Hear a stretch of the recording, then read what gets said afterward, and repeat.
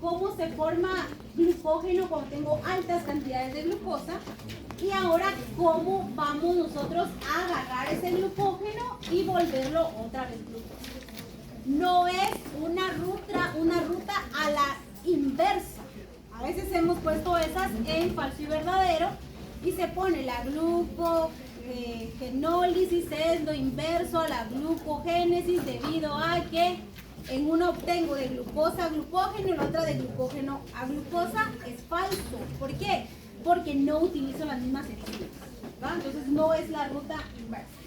Empezamos viendo dónde se podía dar la glucogénesis y decíamos que el hígado pues iba a entrar por el GLUT, pero iba a ser un órgano no dependiente de insulina y el músculo sí iba a ser dependiente de insulina. Ahora, cuando pasemos a glucogenólisis, o sea, destruir ese glucógeno, entonces se da al revés. El hígado es dependiente de glucagón y el músculo es independiente del glucagón. ¿Ah? Entonces tenemos que, ahí no tenemos que tener confusión.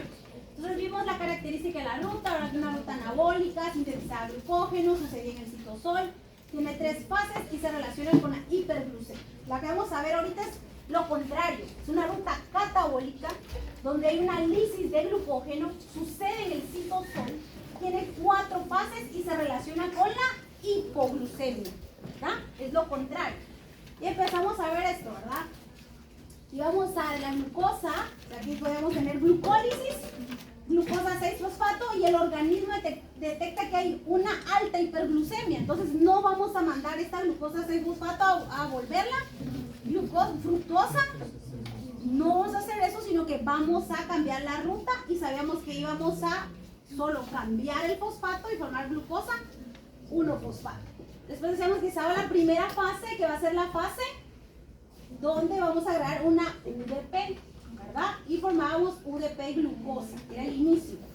La segunda fase, la elongación, es el paso limitante que regula, esta enzima regula la velocidad en que se va a formar glucógeno y se va a almacenar. Para empezar la fase de regulación necesito un cebador que se llama la glucogenina, iba a ser una proteína que tenía que tener 4 residuos de glucosa, ¿verdad? Y vamos a empezar entonces la elongación y vamos a colocar la primera glucosa que viene aquí y se forma un enlace glucosilo alfa 1,4, ¿verdad?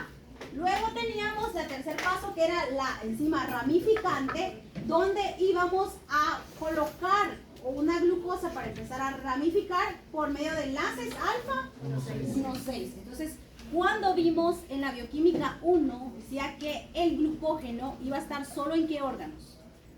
¿En dónde se iba a almacenar? El músculo y el hígado. Y era un polímero que su característica era que tenía enlaces alfa 1,4 y alfa 1,6, que es lo que estamos viendo, ¿verdad? Entonces esto era, ¿verdad? Y entonces vamos a almacenar ese glucógeno, que es lo que estamos viendo.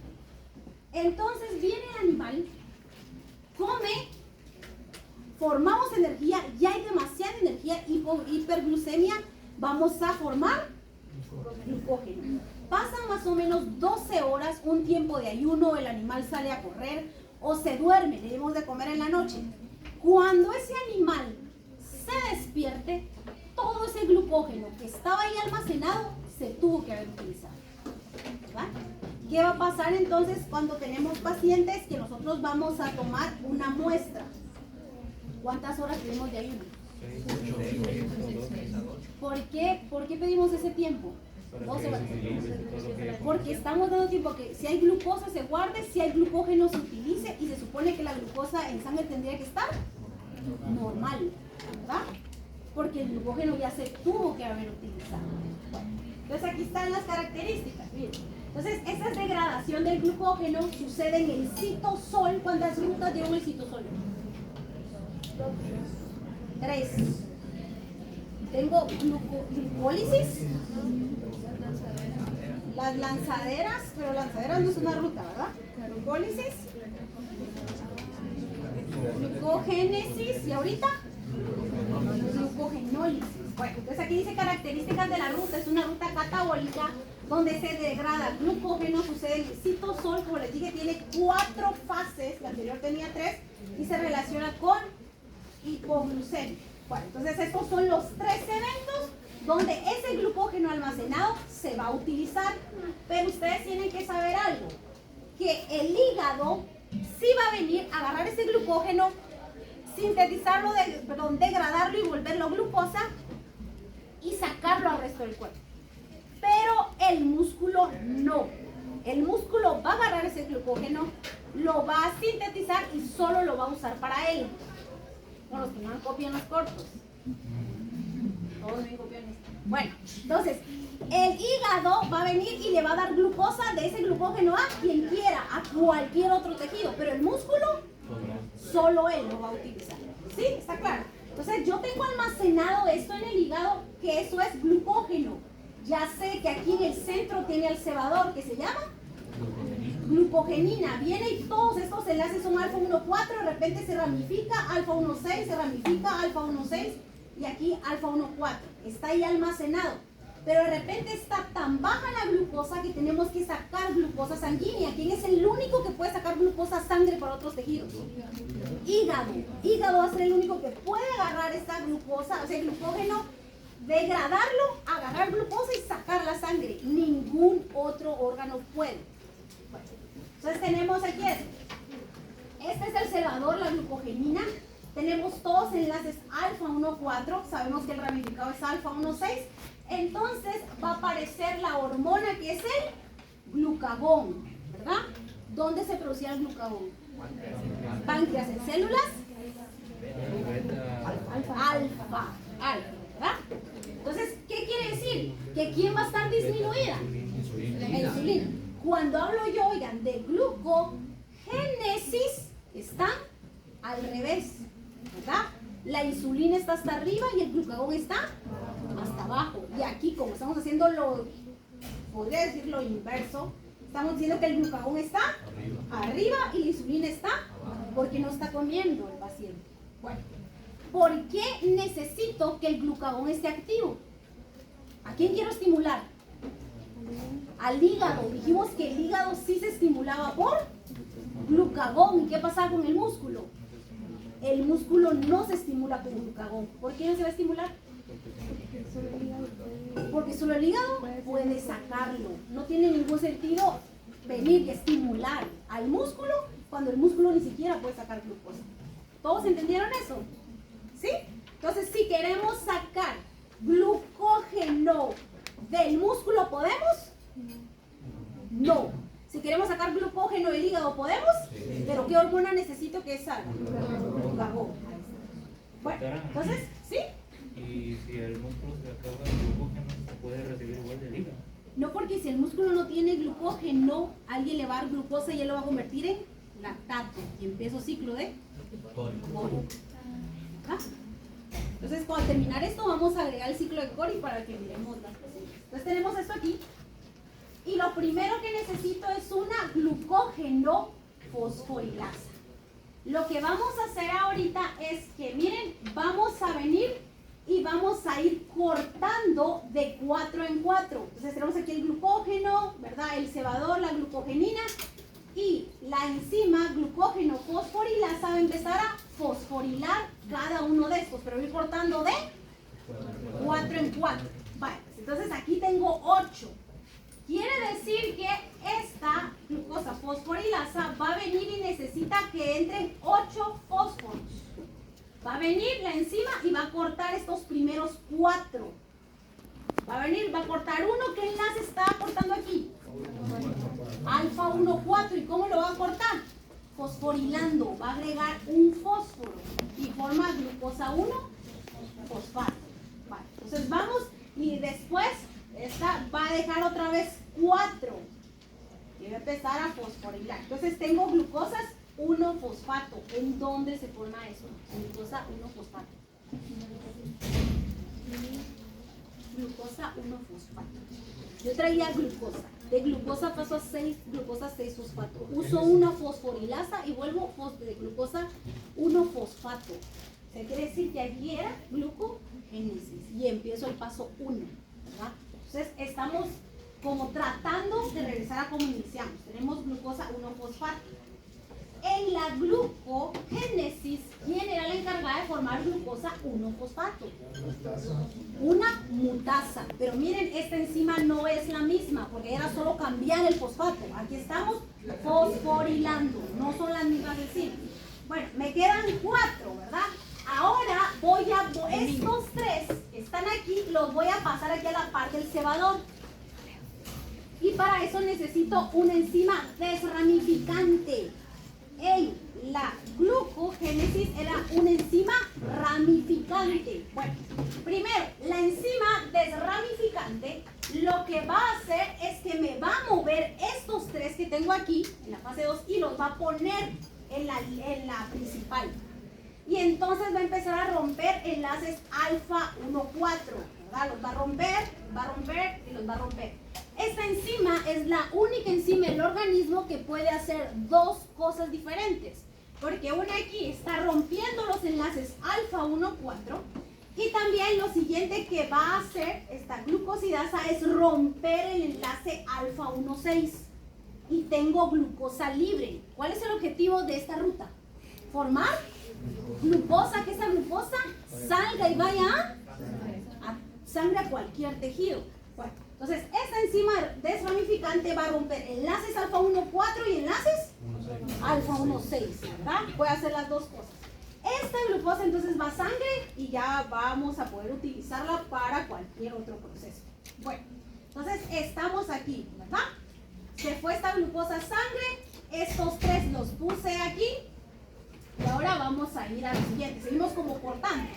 Bueno, luego nosotros tenemos que tener otra vez libre al cebador. Por aquí tenemos aquí, se rompieron los enlaces, recuerden que la línea es grande, ¿verdad? El ejemplo solo era que los cortábamos y sí. El cebador, cuando empezamos, el cebador de glucogenina, ¿cuántos tenía que contener?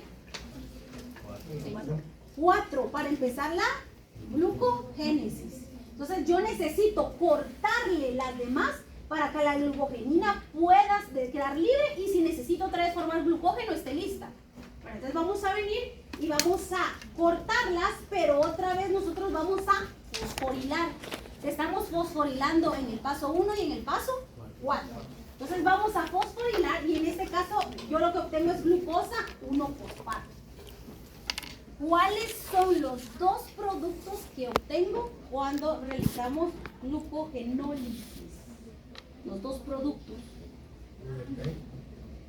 Ya, UDP, pero esta es la enzima, ¿verdad? Pero ahí se va a quedar, o sea que empezamos con la enzima y la dejamos otra vez sola. Que ya tengo glucógeno, hago toda glucogenólisis y ¿cuáles son las 2 cosas que yo puedo obtener? Glucosa libre y glucosa 1-fosfato, ¿verdad? Pero la glucosa libre, ¿a dónde se va? A sangre. Con esa glucosa 1-fosfato, ¿qué puedo hacer? Necesito energía. Glucólisis, después vamos a descarboxilación, ciclo de Krebs, fosforilación oxidativa. O sea que estamos haciendo 2 cosas, ¿verdad? Estamos mandando glucosa libre a otros tejidos y el propio hígado está tratando de obtener energía. ¿Cómo vamos todos? Bueno, entonces aquí tengo glucosa 1-fosfato y puedo volverla en glucosa 6-fosfato por una fosfoglucomutasa con un cofactor manganeso. Entonces únicamente vamos a cambiar el fosfo y entonces empezamos la glucólisis. Bueno, nosotros podemos venir aquí, pongan atención, y nos da la ruta glucosa 1-fosfato y la podemos convertir en glucosa 6-fosfato. ¿Qué es lo que sucede? ¿Por qué el músculo no puede hacer este proceso? Porque no va a tener las enzimas necesarias. O sea que el músculo no puede hacer la conversión. Y entonces tenemos la glucólisis y con la fructosa 6-fosfato podemos nosotros formar glucógeno, formar piruvato y la siguiente ruta que va a venir. Muy bien, bueno. Entonces, ¿en qué se diferencia la glucogenólisis del hígado al músculo? ¿En qué se diferencia? Muy bien, no tiene las mismas enzimas. ¿Qué otra cosa? El músculo no puede sacar glucosa libre, no la puede sacar. Va a hacer la ruta, pero él se va a quedar, ¿verdad? Con glucosa 6-fosfato. Entonces, solo el hígado la puede hacer y va a usar la glucosa 6-fosfato y va a usar agua para formar glucosa libre. Esa glucosa dentro del hepatocito solo puede salir a sangre por un GLUT2. Entonces vamos a ver un caso clínico. Atención. Se presentó a consulta un canino macho, ¿verdad? De 4 meses de edad, debido a que tenía intolerancia al ejercicio. Bueno, tenía, eso no podemos decir. Anormalidad en la marcha, dificultad para incorporarse y tenía 20 días de estar así. Lo que presentaba era dolor en los músculos, ¿verdad? Y tenía hepatomegalia, o sea, el hígado estaba muy grande. Bueno, entonces lo que tenía era que tenía malos los reflejos, o sea, como se estimulaba todos los músculos de la cavidad torácica, no respondían bien. Cuando ustedes hagan el examen neuromuscular lo van a ver, uno a veces los estimula y quieren que contraerse. Que si tenía un mal reflejo, porque él estaba llegando porque tenía dolores y tenía los músculos, ¿verdad?, involucrados, temblaban involuntariamente. Bueno, se hizo una radiografía donde teníamos cardio y hepatomegalia. ¿Cuáles están agrandados? Corazón. ¿Y el corazón qué tipo de tejido es? Sí, pero es músculo cardíaco. ¿Dónde dijimos que se almacenaba glucógeno? Músculo. Nunca dijimos músculo esquelético. ¿Dijimos? Músculo. ¿Ah? Bueno, entonces tenemos aquí que el frotis sanguíneo, o para los que estuvieron en inicio, vimos frotis sanguíneo, que se trataron de ver las células para ver si era algo infeccioso, y dio negativo. Se tomó titulación de toxoplasma, porque este es un parásito que puede llegar a tener alteraciones nerviosas si llega al cerebro, y también neospora, ¿verdad? Que tuviéramos un problema también bacteriano que también puede causar problemas nerviosos. Y se tomó una muestra de músculo donde se obtuvieron estos dos resultados en el examen histopatológico. Pues ahora, como ustedes ya más o menos llevan esto, ya están empezando a entender, entonces las lesiones que se hallaron son las siguientes. Miren, esta es una fibra normal. Todas las fibras deberían de verse del mismo tamaño. Estas fibras están empaquetadas en tejido conectivo, lo cual se le llama perimicio. Pero ahí dice que el perimicio, el endomicio que rodea estas endo es cada uno, ¿verdad? Dentro. Y el perimicio a todo. Dice que el tejido conectivo, aquí dice que aumentó, o sea, hay un montón de tejido conectivo tratando de ocupar ese espacio que ya no tiene el músculo. Y lo que se observó fue que hay una pérdida de las estriaciones, o sea, este músculo tiene que tener como unas rayitas ahí.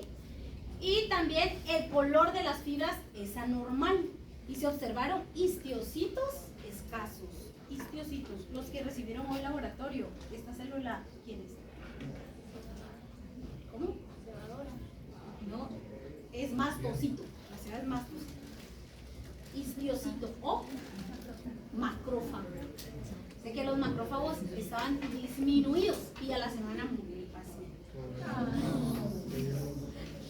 Bueno, miren, este es un corte de hígado. Quiero que lo miren bien. Este es un corte de hígado. Y en el hígado yo lo que tengo que encontrar es hepatocitos. Eso es, yo tengo que encontrar hepatocitos. Ahora, si ustedes miran bien aquí, ¿verdad? Esta célula parece una glándula que ya vimos. ¿A qué glándula se parece? Sebácea. La glándula sebácea que guarda grasa. Entonces, nosotros ahí, lo que sea que esté aquí, tiene característica como que fuera sebo y no se tiñe. ¿Cuáles son los dos que no se tiñen? Grasa, basal y ¿qué? Algo que sea mucoso. ¿Verdad? Mucoso. Entonces, lo que sea que aquí en este hígado que está ocupando todos los hepatocitos, tiene que tener una característica de tener una estructura como mucosa, ¿verdad? Una forma como mucosa. Bueno, este es un hígado normal, ¿verdad? Miramos aquí los vasos sanguíneos, miramos todas las células acidófilas y este es cómo se presenta el hígado en estos pacientes, ¿verdad? Estos vasos sanguíneos es normal porque de aquí tendría que salir la bilis. Bueno, entonces miren, lo que está pasando aquí cuando se usa una tinción especial es que nosotros vamos a ver que los hepatocitos están llenos de glucógeno. ¿Qué pasa? ¿Es normal o no es normal? ¿Qué piensan? ¿El hígado qué es lo que hace? En esta ruta, almacenar glucógeno. O sea que almacenar glucógeno es normal. Sí, pero ese glucógeno tiene que salir. Cuando el paciente tiene mucho tiempo sin comer y cuando el paciente duerme, o sea, ese glucógeno tiene que estar metabolizándose y no tiene por qué quedarse almacenado en las células. Bueno, entonces esta enfermedad se llama ¿por qué tiene esto? Glucógeno, porque tiene que ver con lo que estamos guardando. Lo que pasa aquí es que es un trastorno, miren, donde lo que es un defecto en las enzimas. Entonces, ¿qué pasa si no están las enzimas? O sea que el paciente sí puede almacenarlo, pero no puede metabolizarlo. Entonces va a empezar a acumular. ¿Por qué? Porque cuando llegó lo que tenía era que le dolía cuando le tocaban los músculos y no aguantaba hacer ejercicio y no se movía. ¿Por qué? Porque se estaba acumulando, ¿verdad? Y no podía sacarlo. ¿Qué creen que vamos a hacer nosotros como médicos en este caso? ¿Cómo vamos a sacar ese glucógeno? ¿Cómo vamos a regular las enzimas? Fíjense que los problemas congénitos, ¿verdad, Carlita? Son los más difíciles de tratar. Son los más difíciles de tratar porque estamos hablando de cantidades así enzimáticas como que muy exactas, ¿verdad? Que yo pienso que la administración exógena no existe, ¿verdad? No existe. ¿Sí? No, ¿verdad? No podía salir elevada el azúcar si tomamos una muestra sanguínea porque no puede salir, porque esta ruta saca glucosa libre a sangre, ¿verdad? Bueno, sí, todos entendieron esta ruta. Sí, vamos a hablar de la regulación de las dos el día de mañana. Porque si no vamos a quedar así a medias. ¿Pero qué es así entonces para ayudar? Yo pienso que hay una forma tal vez sería de cambiar la dieta. Porque para que se almacene glucógeno, ¿qué tengo que estar yo dando? ¿Qué es el glucógeno? Es un carbohidrato. Entonces yo puedo empezar a dar otra dieta para que no se empiece a guardar tanto, ¿verdad? Y no puede hacer ¿qué? No puede hacer ejercicio, ¿verdad? Bueno, ¿sí entendieron todos? Dejémoslo ahí, vamos a ver la regulación el día de mañana de la enfermedad.